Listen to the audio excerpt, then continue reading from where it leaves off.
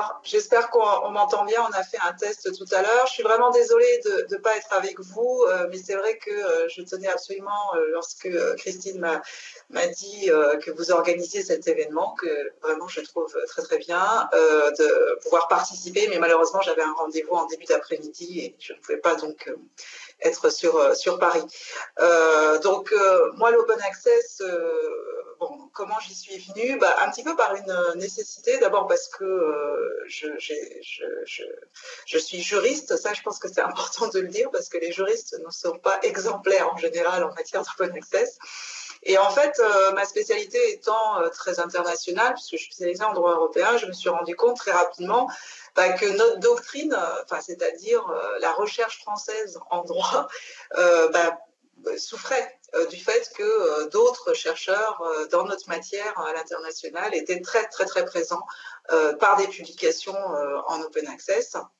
Et que finalement ça appauvrissait la visibilité de notre doctrine. Donc comment j'y suis venue? Alors ça ne va pas du tout plaire à Christine, parce que je pense que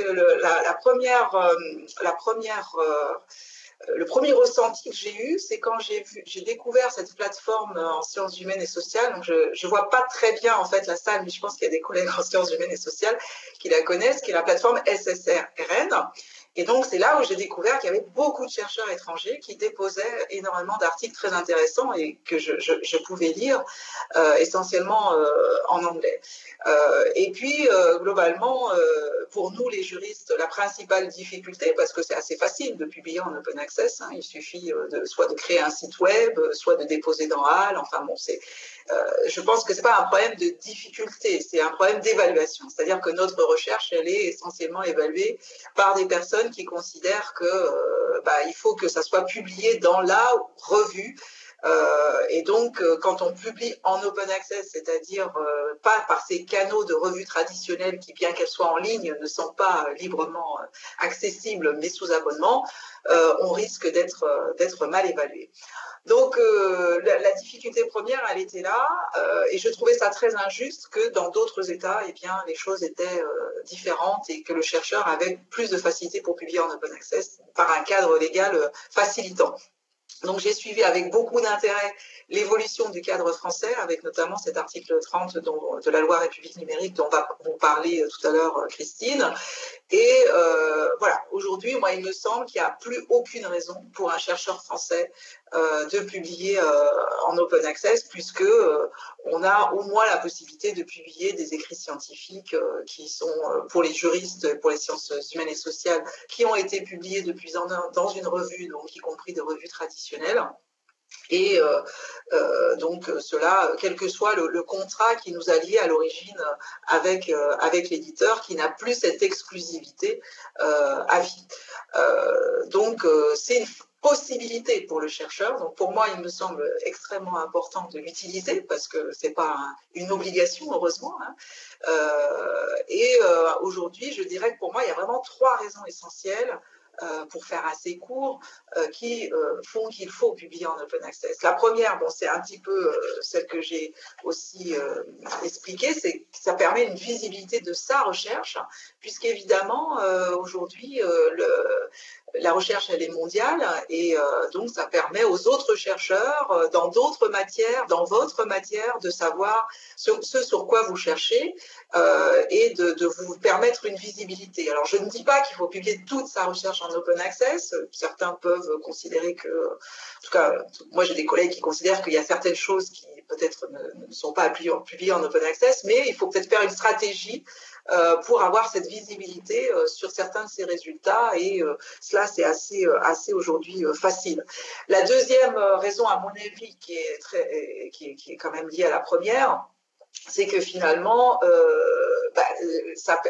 j'ai pas fini, pardon, sur la visibilité. Je pense que globalement, les chercheurs, ils publient pour être lus. Et donc, plus on publie en open access, plus on a des chances d'être lus.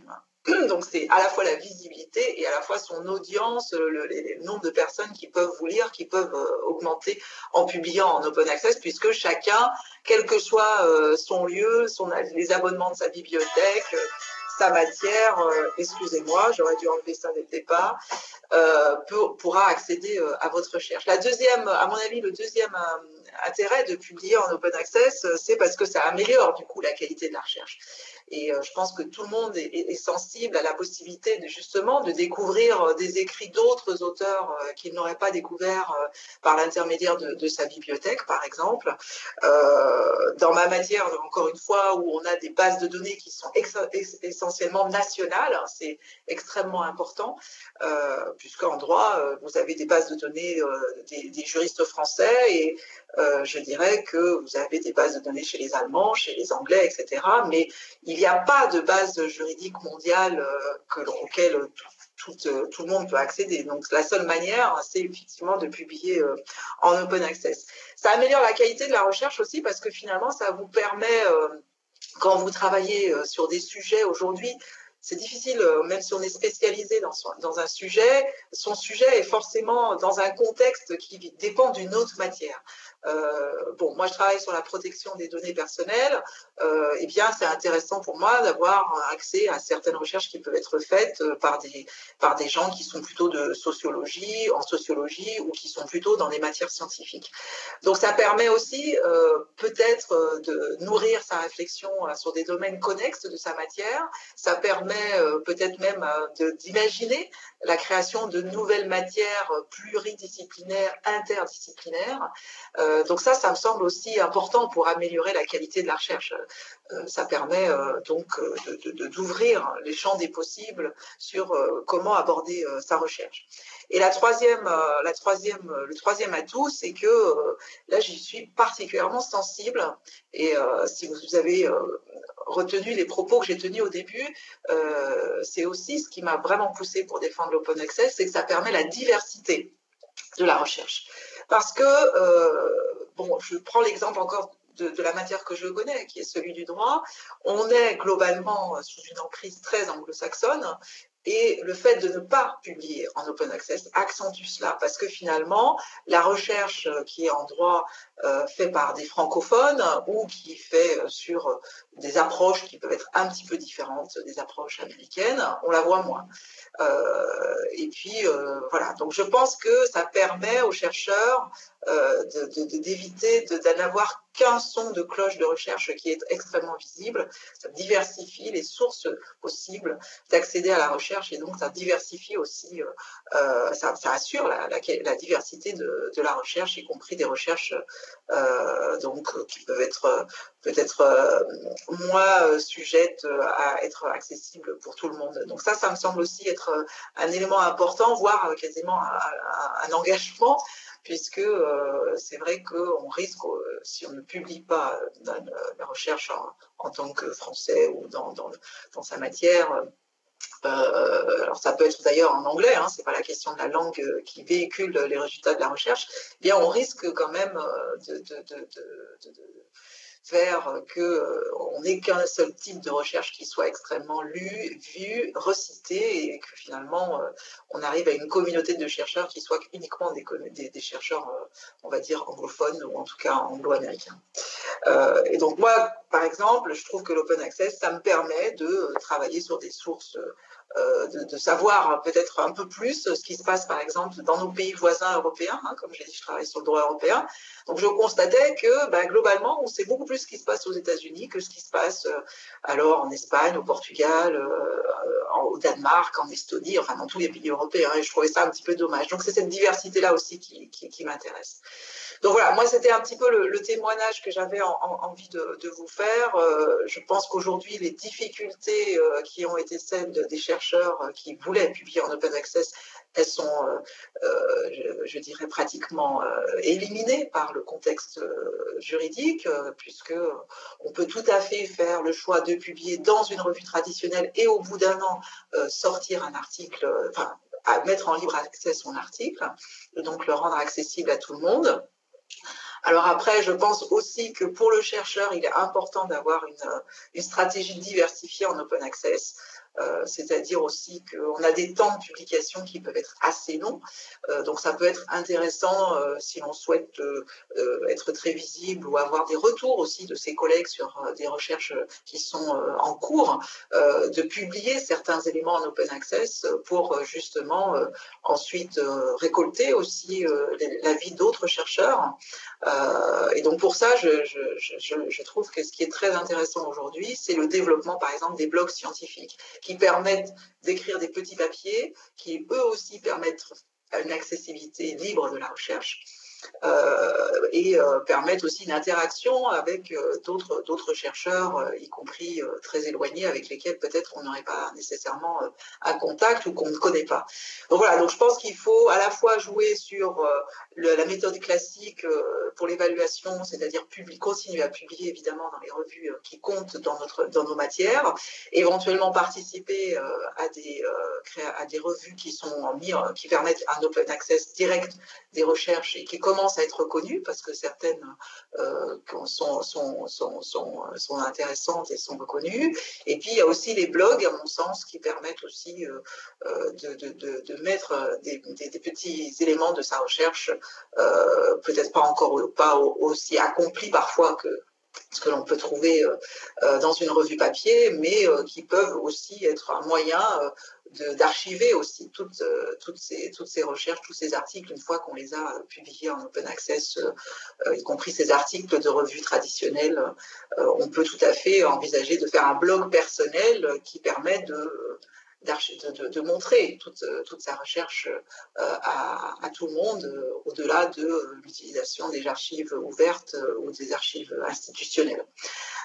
Donc voilà, donc j'espère avoir un peu donné des éléments pour expliquer en quoi il est important de publier en open access, en tout cas les avantages pour le chercheur. Je n'y vois pas véritablement d'inconvénients, je ne vois pas lequel.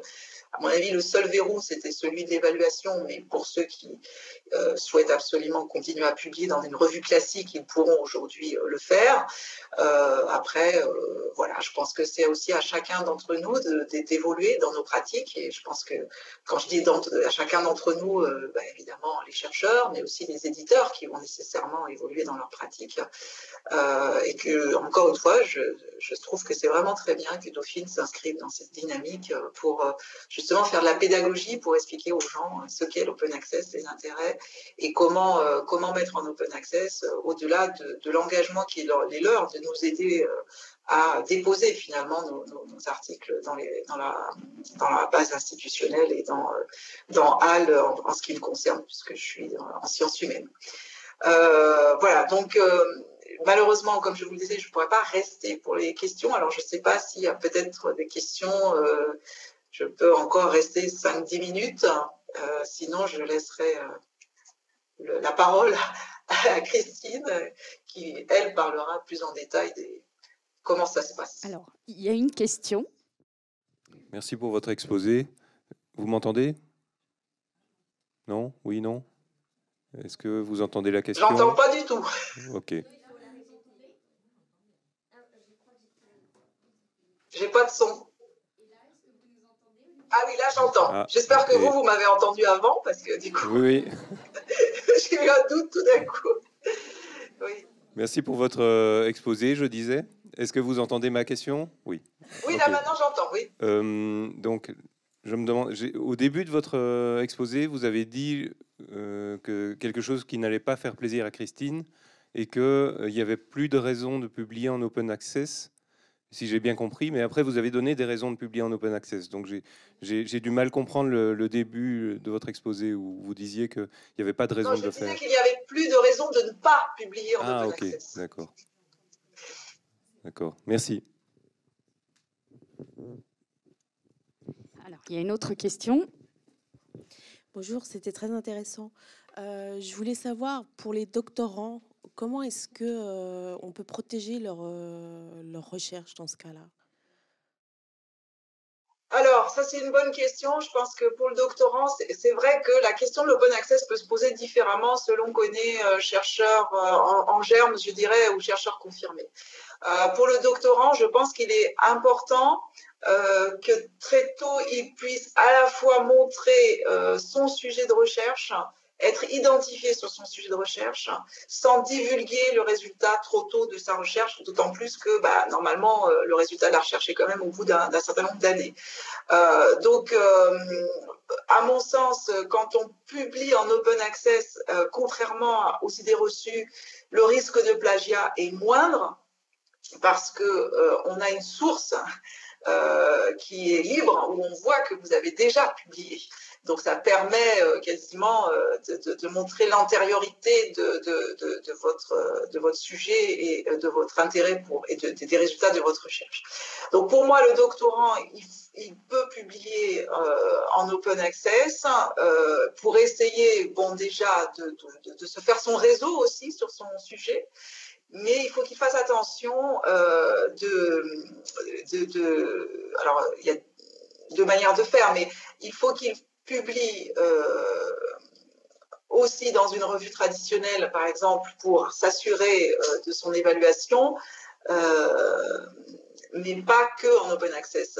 Ça me semble peut-être un peu la particularité. Je pense qu'un chercheur confirmé a plus de marge de manœuvre par rapport à son évaluation qu'un doctorant. Donc, il y a à la fois l'open access, ça me semble très intéressant pour qu'il puisse se faire, entre guillemets, remarquer et expliquer un peu sur quoi il cherche, mais à la fois, il faut qu'il fasse attention à son évaluation future, quoi. Je ne sais pas si je réponds à la personne, je ne sais pas si elle est en sciences ou en sciences humaines ou en sciences dures, c'est peut-être différent aussi. Moi, j'ai fait un doctorat en histoire, mais j'ai fait du droit également. Oui. Et à l'époque où il y avait les balbutiements de l'informatique, on a créé un site internet avec des jeunes doctorants pour diffuser notre courant de pensée. Et c'était très intéressant, c'était une formidable aventure. Mais il y a eu des couacs, effectivement. C'est-à-dire que au niveau des publications, il y a eu des reprises par des gens plus reconnus, etc. etc. Voilà. Pour certaines personnes. D'où l'intérêt quand même de valider, si j'ose dire, certains de ces résultats par une publication traditionnelle, où là, ça sera plus difficile de ne pas être reconnu dans le fait que l'on a écrit sur ce sujet-là. Mais ceci dit, je vous dirais que le fait que certains chercheurs ne citent pas d'autres chercheurs tout en ayant tout à fait lu ce qu'ils ont écrit, ça va au-delà du problème de l'open access, hein. C'est-à-dire que il y a aussi, alors selon les matières, une espèce de connivence sur qui on cite. Aujourd'hui, ça a en plus un impact important dans ces travaux de recherche et qui on ne cite pas. Donc ça va au-delà du problème de l'open access, à mon avis, c'est la manière dont les citations se font entre chercheurs. Hello, Olivia. I hope you can hear me. Hi, how are you? I'm at the back, sorry, I don't think I'm very visible, but I can see you. Just a question. Researchers are fine, but what about teachers? What about teachers publishing articles, ideas, papers online on this new platform? Oui, alors effectivement, la frontière entre ce qui ressort de la pédagogie et ce qui ressort de la recherche n'est pas toujours facile, la pédagogie étant en elle-même une science, à mon sens. Donc, je pense qu'il n'y a pas de... La difficulté peut-être des recherches pédagogiques, enfin des aspects pédagogiques, c'est peut-être la paternité qui peut être aussi un souci. Donc publier librement ses matériaux, etc., c'est un choix de chacun de savoir soit il veut le publier librement, soit il veut en faire commerce, si j'ose dire. Ça, c'est, je pense, un choix personnel, mais il n'y a pas de contrainte. Si l'on souhaite publier ses cours, on peut le faire en open access sans souci. Après, il est évident que le respect de la propriété intellectuelle du matériel pédagogique qui est mis en ligne n'est pas toujours évident. Et là, on retrouve la question du droit de paternité qui peut parfois être chanté par certains. Oui. Mais on a le même problème quand on a quelque chose qui n'est pas publié en libre, hein, c'est pareil. Yeah, I know. And following what you just said, how on this open access can one protect oneself from open plagiat, for example? C'est ce que j'expliquais tout à l'heure. Je pense qu'aujourd'hui, on a des outils anti-plagiat qui sont d'autant plus performants que les choses sont mises en libre accès. Puisqu'à partir du moment où les éléments sont en libre accès, ils peuvent les récolter dans leurs données pour vérifier le plagiat. Donc c'est toujours... pour moi, le fait de mettre en libre accès n'est pas une source plus importante, il n'y a pas plus de risque de plagiat qu'autre chose. Après, on peut aussi faire preuve de pédagogie en mettant des licences, hein, c'est-à-dire en expliquant aux gens, parce que je pense que vous-même, vous avez fait l'expérience. Parfois, vous prenez quelque chose qui est en libre accès, mais qui n'est pas bien identifié, dont l'auteur n'est pas bien identifié, dont on ne sait pas bien ce qu'il a voulu donner et pas donner. Donc, c'est à chacun peut-être aussi de dire, quand on met des choses en libre accès, quels sont les droits que l'on accorde. Mettre des licences, notamment les licences Creative Commons, qui expliquent ce que l'on souhaite et ce que l'on souhaite au moins être cité, faciliter à chaque fois le travail des gens qui pourraient citer ces travaux ou ces choses-là. Parce que parfois, pour le voir avec des étudiants ils me disent mais on ne sait pas qui a écrit, on ne sait pas quel est le régime en fait de ce qui a été mis en ligne. Je pense par exemple à des gens qui font des infographies ou qui font des choses qui sont très pédagogiques en ligne et s'ils ne mettent pas quel droit ils accordent à tout ce qu'ils mettent en ligne, c'est sûr que pour les utilisateurs c'est compliqué de respecter au mieux. Donc je dirais que l'open access c'est simplement l'accès, c'est faciliter l'accès aux gens. Mais ça n'empêche pas l'auteur de devoir être responsable, d'expliquer quel type d'accès il facilite. Ça veut dire que l'accès est libre et gratuit, mais ça ne veut pas dire qu'il ne faut pas citer les gens, ça ne veut pas dire qu'on peut faire une exploitation commerciale de ce que l'on a mis en ligne et qu'on l'accepte. Donc il faut aussi être clair sur l'usage que l'on souhaite avoir de ce qu'on a mis en ligne. Donc là, l'utilisation, au moins, moi je parle des licences Creative Commons parce que c'est des petits icônes qui permettent de dire exactement ce que l'on souhaite. Ça, c'est pas très contraignant à faire et ça permet de résoudre partiellement le problème. Est-ce qu'il y a d'autres questions ?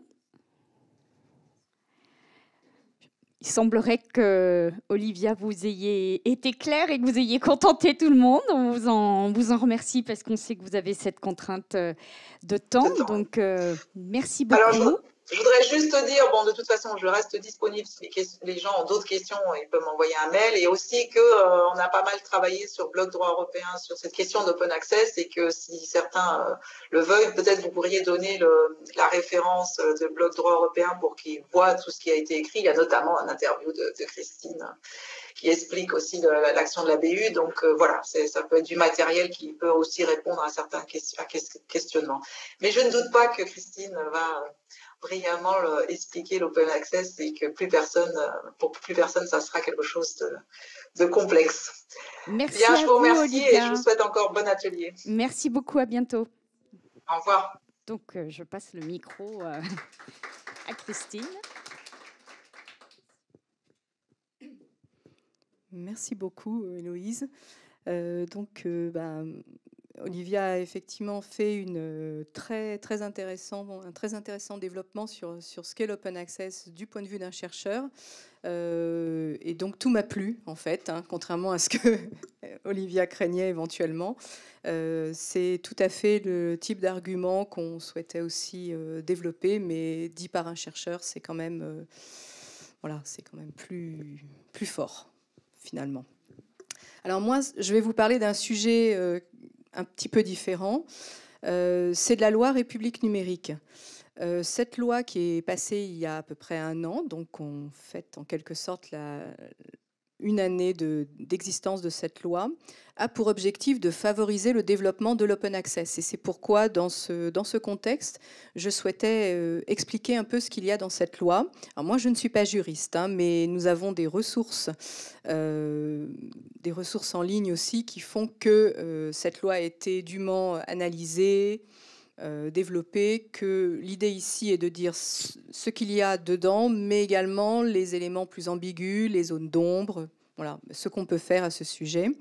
Et ultimement, favoriser le développement de l'open access. L'objectif de cette loi est de favoriser le développement de la recherche, de l'innovation.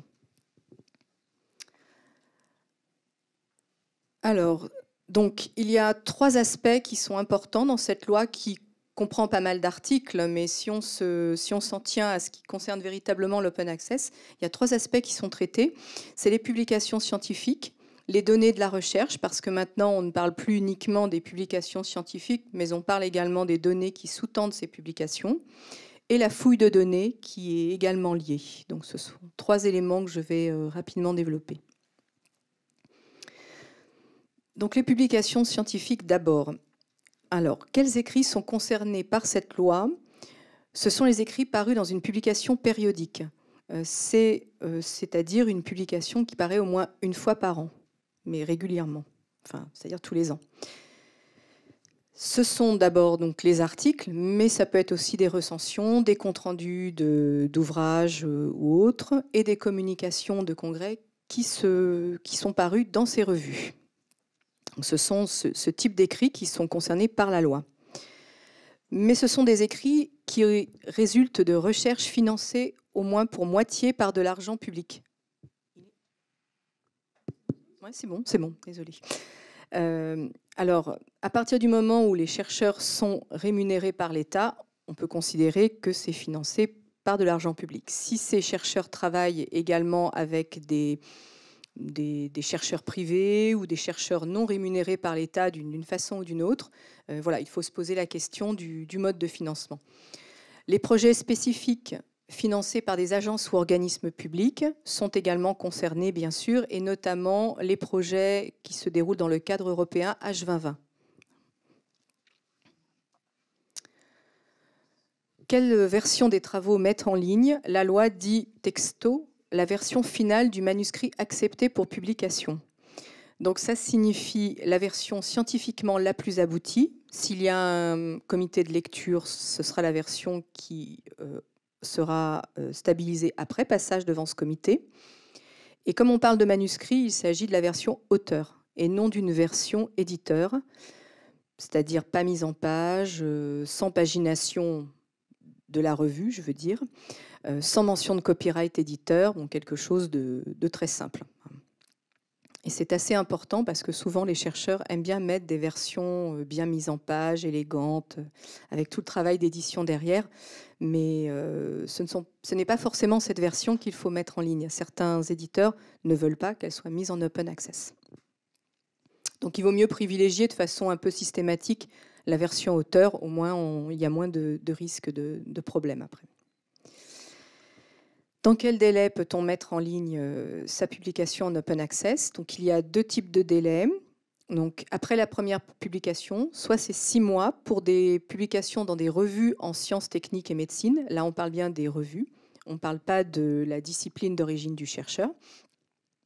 Ou un délai maximum de 12 mois pour des revues en sciences humaines et sociales. Ce sont des délais qui sont ceux qui ont été recommandés par la communauté européenne.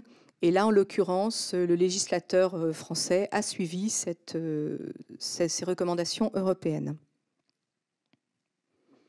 Est-ce obligatoire? Comme l'a dit Olivia, non, ce n'est qu'une possibilité, soumise à l'accord des co-auteurs, mais ce n'est jamais une obligation, d'où la possibilité effectivement de créer des stratégies et de décider de ce qu'on met véritablement en ligne. Cette mise en ligne ne doit pas faire l'objet ensuite d'une exploitation commerciale. C'est indiqué également dans la loi. Donc pour résumer, si vous avez un article, vous pouvez le mettre en ligne si vous le souhaitez, avec éventuellement donc l'accord de co-auteurs si vous en avez.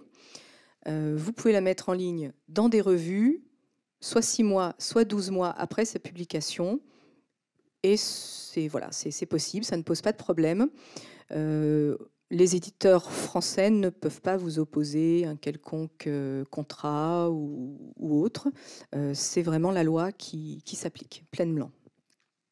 Ceci dit, il y a quand même quelques zones d'ombre laissées par la loi. Les lois sont toujours un peu générales, tout n'est pas vraiment précisé. Et là, on s'aperçoit que la loi couvre de façon assez étroite la notion d'écrit scientifique.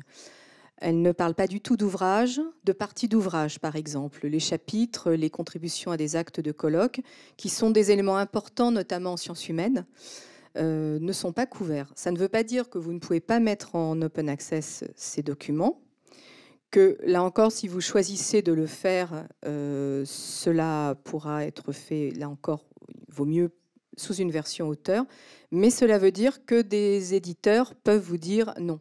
Pas question de mettre ça en open access. Et là, vous ne pouvez pas opposer de texte de loi.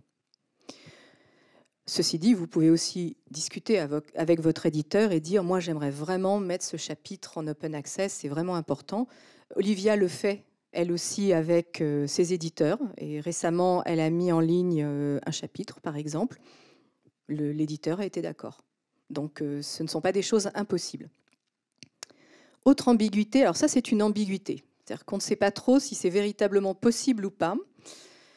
C'est les relations avec les éditeurs étrangers. Bon, les revues étrangères sont particulièrement importantes. Elles sont en général bien cotées. Pour l'évaluation d'une carrière, elles sont importantes lorsqu'on arrive à publier dedans. Et peut-on leur appliquer cette loi et voilà, de cette façon? Alors, la position du ministère est oui, on peut. Bon. Le Conseil d'État était un peu plus nuancé.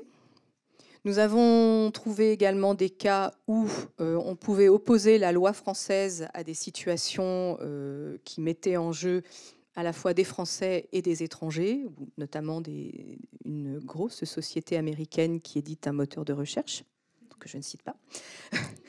Voilà, donc la loi n'est pas forcément défavorable. La situation n'est pas forcément défavorable à l'idée d'appliquer cette loi également à des éditeurs étrangers. Ceci dit, si je parle de cette ambiguïté, c'est parce que je préfère prendre en compte le fait que certains chercheurs ont peur également de ne pas pouvoir proposer d'articles à certains éditeurs étrangers s'ils cherchent à leur appliquer cette loi. Bon, il peut y avoir également des pressions, voilà, il peut y avoir des enjeux non dits qui font que la loi ne peut pas forcément s'appliquer aussi facilement à des éditeurs étrangers. Mais pour certains, ça passera peut-être tout seul également. Alors, précisément, pour savoir un peu ce qu'il en est, nous avons des outils. Nous avons notamment un site qui s'appelle Sherpa Romeo, qui répertorie depuis plusieurs années les politiques de mise en open access de différents éditeurs, notamment des éditeurs anglo-saxons. Il y a beaucoup d'éditeurs anglo-saxons, peu d'éditeurs français sur Sherpa Romeo, qui est un site britannique. Mais là, au moins, on sait ce que, pour beaucoup de revues, il y a vraiment énormément de références sur Sherpa Romeo, ce que souhaite l'éditeur pour sa revue, quelle version également il souhaite mettre en ligne. Et donc, on peut s'y référer lorsqu'on souhaite publier un article chez un éditeur étranger. C'est même une bonne idée, en fait. Un autre outil qui existe et qui est pour le coup beaucoup plus récent, il a été créé par l'Université de Lille 1 et il applique les critères de la loi. Il s'appelle Willow. Et à travers quelques questions qui reprennent les critères que je vous ai énoncés au début de cet exposé, il vérifie si vous pouvez mettre en open access tranquillement votre article ou non. Voilà. Donc n'hésitez pas à vous référer à ces documents. Alors lorsqu'on parle donc maintenant publication de recherche, on parle forcément de données de recherche. Ce n'est pas devenu une réaction naturelle forcément chez les chercheurs. C'est quand même quelque chose qui est encore émergent, mais on en parle de plus en plus. On en parle pour les projets de la communauté européenne. On commence aussi à en parler au niveau du ministère de l'Éducation, et c'est quelque chose qui va émerger de plus en plus. C'est pourquoi les données de recherche sont également concernées par cette loi. Ces données de recherche, pour rappel, sont celles sur lesquelles s'appuient les publications scientifiques. Elles sont nécessaires pour valider les résultats de la recherche. Donc vous avez un certain nombre de données. Notamment en sciences humaines, ça peut être des entretiens, en économie, ça peut être des tableaux de chiffres, voilà, ça peut être beaucoup de choses. Et à partir de ces données, qui sont en fait des sources primaires, vous faites votre publication. De plus en plus, des éditeurs étrangers, pour le moment, demandent que ces données soient également déposées au moment où les articles sont déposés. C'est plus fréquent en sciences dures, enfin tout est relatif, mais ça se fait davantage en sciences dures qu'en sciences humaines. Mais c'est quelque chose qui risque de se développer dans les années à venir. Et l'objectif de la loi dans ce contexte est d'éviter que les éditeurs s'approprient les données comme ils s'approprient les productions scientifiques. Donc de permettre que ces données soient réutilisables. De quelles données parle-t-on ? La loi République numérique parle de façon plus large d'open data, même si je n'en parle pas là car ce n'est pas le sujet, mais il évoque notamment des données qui présentent un intérêt économique, social, sanitaire ou environnemental, comme des données qui doivent être mises en libre accès. Un certain nombre de recherches peuvent correspondre à cette définition, notamment en sciences humaines, en économie. Bon, voilà, à Dauphine, on devrait avoir pas mal de recherches qui touchent à ces données. Donc, il est important de voir qu'elles peuvent être mises librement accessibles. Une fois que c'est le cas, elles sont réutilisables dès qu'elles sont publiées. Les éditeurs ne peuvent pas s'opposer à cela. D'ailleurs, les auteurs non plus. Une fois qu'elles sont publiées, c'est qu'elles sont mises en libre accès et donc le chercheur a choisi de les mettre en accès public. Il y a malgré tout des limites. Ce sont les données qui sont protégées par une réglementation particulière de type information à caractère personnel, où là, bien sûr, cela nécessite une anonymisation, ce qui fait que les données que l'on peut mettre en ligne ne sont pas toujours des données brutes, telles que l'on les récupère et que l'on les travaille pour sa publication, mais ce sont des données qui doivent être documentées, qui doivent être décrites. On doit savoir comment elles ont été récoltées, qu'est-ce qu'elles décrivent exactement, et elles doivent être également anonymes.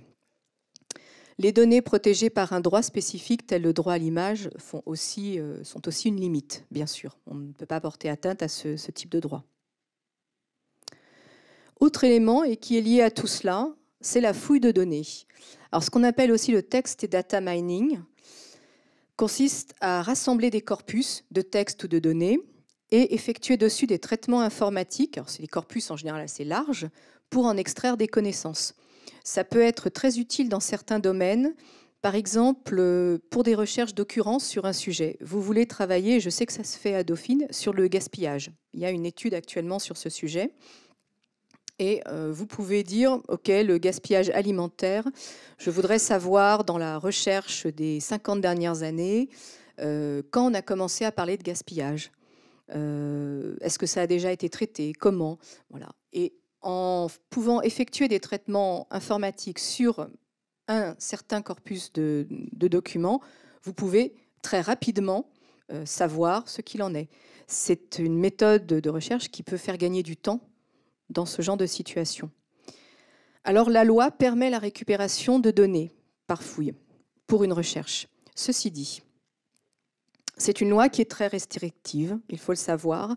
Une étude a été menée l'an dernier à la demande de l'Association des directeurs de bibliothèques universitaires, donc l'ADBU, qu'on peut retrouver sur leur site, et qui compare la loi française avec les lois américaines, anglaises, les recommandations européennes, et qui en arrive à cette conclusion, que c'est une loi très restrictive. Bon, on part de loin, parce que nous avons un droit de la propriété intellectuelle très, très serré, donc on ne peut pas faire n'importe quoi du tout. Donc ça ouvre, mais ça n'ouvre que très peu. Ça ouvre quand même, malgré tout, hein, c'est mieux que rien du tout. Donc cette loi exclut tout usage commercial des données récupérées. Ça réduit les possibilités d'usage, ça ne les bloque pas, mais si vous avez une entreprise qui souhaite récupérer ces données pour développer des innovations, elle ne pourra pas au moins les vendre. Elle pourra faire des applications, par exemple, mais les commercialiser, ce ne sera pas possible. Ensuite, ce sont que les données qui accompagnent un écrit scientifique qui sont concernées. Là aussi, c'est une chose qui se fait à Dauphine, mais il y a des recherches qui concernent les sites web, qui essaient de travailler sur la presse, sur les médias sociaux, des choses donc très, très accessibles finalement, de façon courante, pour voir comment des notions sont perçues sur l'Internet de façon générale. Eh bien, en fait, ce n'est pas possible. La loi exclut l'utilisation de ces supports et exclut la fouille sur ces supports, à partir de ces supports. Les conditions d'application de cet article 38 sont encore en attente d'un décret, parce qu'il faut un peu organiser également la sauvegarde de ces données. Voilà, il faut un peu encadrer tout ça. Ceci dit, c'est quand même une ouverture sur des possibilités un peu plus larges. Alors c'est vrai qu'après, les chercheurs, c'était le cas jusqu'à maintenant, et c'est encore donc le cas en partie, je pense, maintenant. Les chercheurs qui souhaitent faire une fouille de données assez large et avec moins de restrictions vont tout simplement à l'étranger pour la faire. Je vous remercie pour votre attention et attends vos questions si vous en avez. Merci. Merci Christine. Alors peut-être qu'il y a des questions, il y en a même sûrement. Oui, il y en a une là-bas.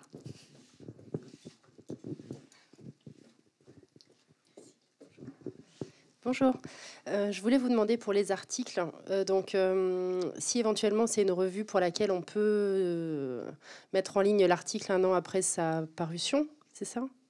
Je me demandais si l'article devait être en document de travail ou c'est juste un fichier PDF.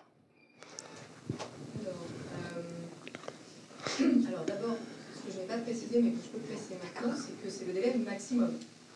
Après tout, peut-être que votre éditeur peut accepter que ce soit mis en ligne plus tôt. D'accord. Déjà, c'est le délai maximum.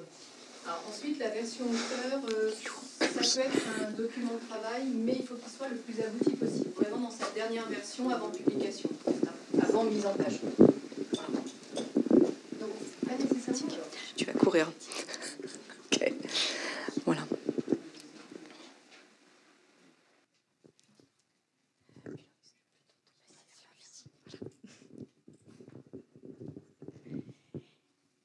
Alors, il y a d'autres questions ? Merci pour votre exposé.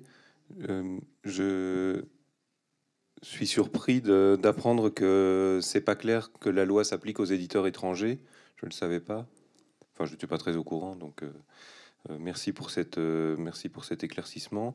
Mais je trouve que c'est une limitation énorme pour ce qui concerne ma discipline. Je soumets principalement ou peut-être exclusivement à des éditeurs étrangers. Est-ce qu'il y a des espoirs que cette question soit éclaircie dans le futur ? Vous êtes dans quel domaine ? Informatique.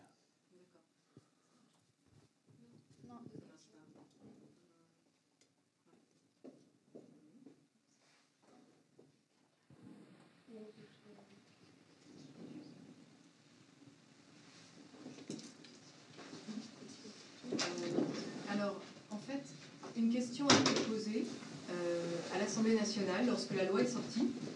Mais malheureusement, on était dans les derniers mois de la législature et elle n'a pas reçu de réponse. Alors, il n'est pas dit que ce n'est pas possible. Il est juste dit que c'est ambigu. Ouais. Si vous êtes... Merci. Si vous êtes... vous pouvez tout à fait dire à votre éditeur, moi, ma loi, la loi de mon pays me dit, je dois déposer, enfin, je peux déposer et donc je le souhaite. Voilà, et voir ce qui se passe. Après, ben oui, il y a des éditeurs qui peuvent dire, OK, très bien, faites. Vous pouvez regarder sur Sherpa Romeo pour les revues qui vous concernent. Si ça se trouve, la loi, la position de votre éditeur est tout à fait favorable et va vous dire, oui, vous pouvez. Donc, tout va bien. La seule chose qu'on peut dire, c'est que, alors avec l'open access, tout est un peu comme ça aussi. Hein. Il faut essayer, il faut puis regarder ce qui se passe finalement. Sinon, on n'avance pas du tout. Donc, ça ne veut pas dire que ce n'est pas possible. Ça veut juste dire que la loi n'est pas très claire sur ce point et donc que nous n'avons pas de réponse officielle sur ce point. Voilà, mais ça ne veut pas dire que vous ne pouvez pas essayer. Et ça se trouve, c'est bon. Bon, l'informatique, je ne sais pas s'ils sont les plus conservateur en termes de mise en open access. J'aurais tendance à penser que non, mais ça dépend peut-être des cas. En tout cas, essayez. C'est le mieux, je pense.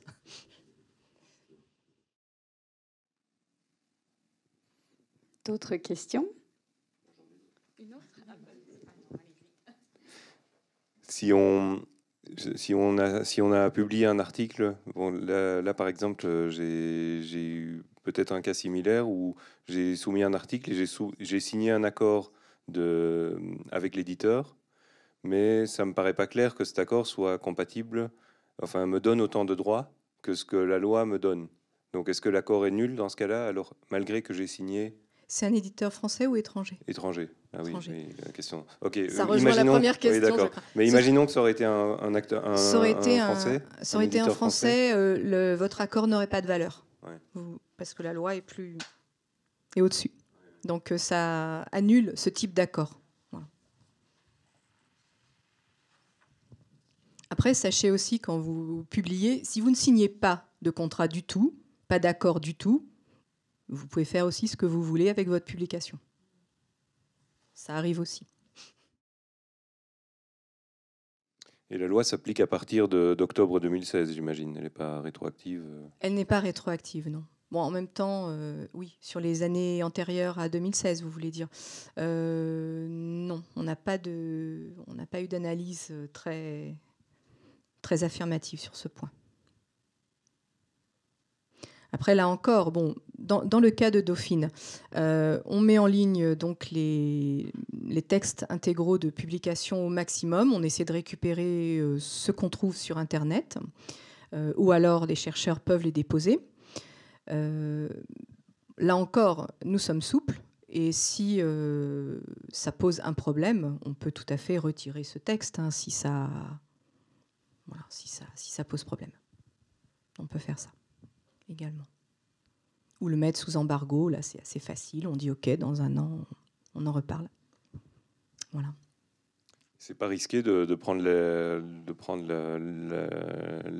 l'avant et de décider de mettre ces articles sur son site, par exemple, ou sur des bases en open access, sans être sûr qu'on ait le droit de le faire? Est-ce que l'éditeur ne pourrait pas dire vous l'avez mis en ligne depuis 10 ans, donc on va vous demander des pénalités, des choses comme ça? Alors, ce que vous mettez en ligne, c'est la version auteur. Donc l'éditeur n'a pas sa marque sur ce document.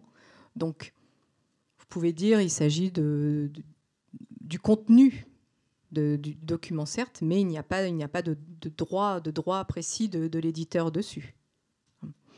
Après, c'est ce qu'on fait depuis 2009 à Dauphine, et on n'a jamais eu de plainte. Non, on a eu quelques demandes de chercheurs pour retirer l'article parce qu'ils souhaitaient en faire un usage spécifique. Bon, c'était leur propre stratégie. Très peu, 2 ou 3 depuis 2009. Vraiment très très peu. Mais ça ne pose pas de problème, non. Alors, j'ai pas très bien compris. L'éditeur, est-ce qu'il peut empêcher... est-ce qu'il peut m'obliger, enfin me demander de signer un accord qui fait que je n'aurai pas le droit de mettre en ligne la version auteur juste avant mise en page de l'éditeur? Parce que si de toute façon j'avais ce droit, à quoi sert la loi? Qu'est-ce qu'elle change, la loi République numérique? Elle élargit elle grave en quelque sorte le droit de faire ça de façon plus large, parce qu'avant certains pensaient qu'ils ne pouvaient absolument rien déposer. Là, elle établit qu'on peut le faire. Voilà, c'est ça l'apport de la loi en fait, c'est de vouloir généraliser des conditions favorables pour le développement de l'open access lorsque ces conditions n'existaient pas au préalable. Bon, après, ça dépend aussi des disciplines. Il y a des disciplines pour lesquelles déposer en open access, c'est une évidence, comme en mathématiques, où là, c'est presque un non-sujet pour eux. Ils déposent tout et ça ne pose aucun problème. C'est une pratique de discipline.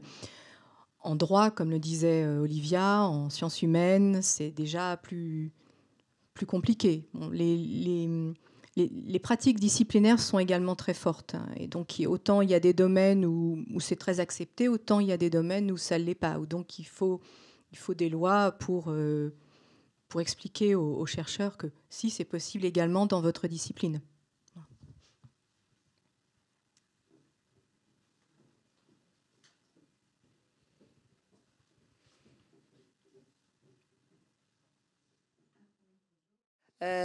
J'ai failli poser la question en anglais. C'est la loi République et qui ne retient pas le fait qu'on peut publier dans d'autres langues et être couvert en France par cette loi. C'est une loi qui prend en considération... non, elle ne fait pas ce type de distinction. D'accord, je voulais m'en assurer. Oui. Merci.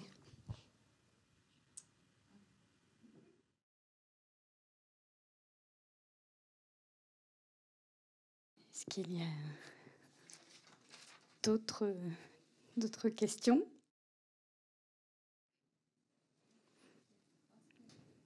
Il semblerait que non. Merci beaucoup, Christine, pour ces éclaircissements, ces éclairages. C'était très intéressant. Merci beaucoup. Donc, on se tient de toute façon à votre disposition pour continuer cette semaine. Il y a un événement demain matin à la bibliothèque. Oui, tout à fait. Demain matin, en bibliothèque de recherche, on vous accueille autour d'un thé, café. On peut continuer ces discussions sur l'open access, répondre à vos questions, vous montrer comment on fait nos dépôts à Dauphine. Voilà, tout ça très, très librement. N'hésitez pas à passer nous voir dans la matinée. Voilà. Ou même par la suite. D'ailleurs, n'hésitez pas à nous contacter si vous avez des questions qui vous viennent par la suite sur ce sujet. Voilà. Merci beaucoup. Merci de votre attention.